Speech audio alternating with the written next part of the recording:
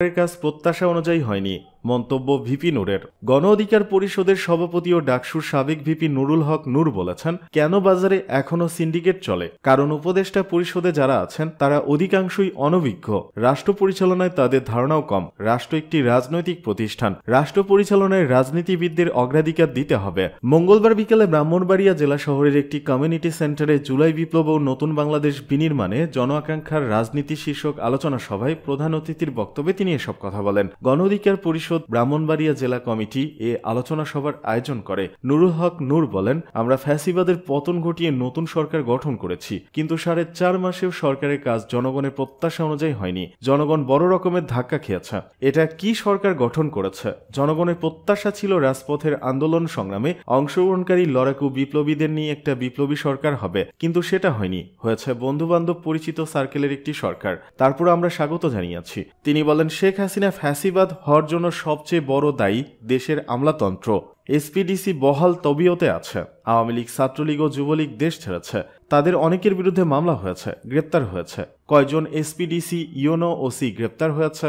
এই SP DC YONO ও ওসিরা শেখ হাসিনার অপকর্মের সহযোগী ছিলেন। হাসিনার বিচারের পাশাপাশি সরকারি কর্মকর্তা কর্মচারীদের মধ্যে যারা ফ্যাসিবাদের দোষর ছিলেন তাদেরও বিচারের মুখোমুখি করতে হবে। গণহত্যার প্রধান মাস্টারমাইন্ড শেখ হাসিনাকে ভারতের সঙ্গে শক্ত দেন দরবারের মাধ্যমে দেশে ফিরিয়ে এনে ফাঁসিতে ঝুলিয়ে পৃথিবীর বুকে দৃষ্টান্ত স্থাপনের জন্য সরকারের প্রতি আহ্বান জানান তিনি।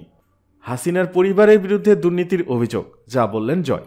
নিজের পরিবারের দুর্নীতি নিয়ে দেশের বিভিন্ন গণমাধ্যমে সংবাদ প্রকাশ হয়। এ প্রসঙ্গে সামাজিক যোগাযোগ মাধ্যম ফেসবুকে একটি স্ট্যাটাস দিয়েছেন সাবেক প্রধানমন্ত্রী শেখ হাসিনার ছেলে সজীব অজের জয়। গতকাল মঙ্গলবার রাতে ফেসবুকে নিজের ভেরিফাইড পেজে দুর্নীতির বিষয়ে পোস্ট শেয়ার করেন তিনি। পোস্টে সজীব অজের জয় লিখেন, আমার এবং আমার পরিবারের বিরুদ্ধে করা দুর্নীতির অভিযোগ সম্পূর্ণ ভিত্তিহীন। আমরা কখনোই কোনো সরকারি প্রকল্পে জড়িত ছিলাম না বা এর থেকে অর্থ উপার্জন করিনি। আমি যুক্তরাষ্ট্রে 30 বছর ধরে বসবাস করছি এবং আমার খালা ও কাজিনরা যুক্তরাজ্যে প্রায় একই সময় ধরে বসবাস করছেন। তিনি লিখেন, স্বাভাবিকভাবেই আমাদের এই দুই দেশে ব্যাংক অ্যাকাউন্ট রয়েছে। আমাদের কোনো অফশোর অ্যাকাউন্ট নেই। যে পরিমাণ টাকার দাবি করা হচ্ছে তার ধারে কাছেও আমরা কখনো যাইনি। তিনি আরো লিখেন, $10 বিলিয়ন প্রকল্প থেকে $1 বিলিয়ন সরানো সম্ভব নয়। আমরা লেনদেনের সঙ্গে সম্পৃক্ত বলে দাবি করাটা একটি মিথ্যা অভিযোগ। আমি দুর্নীতি দমন কমিশন দুদককে চ্যালেঞ্জ করছি এই তথাকথিত লেনদেন প্রকাশ করতে এবং প্রমাণ করতে যে আমরা এসব অনিয়মে জড়িত।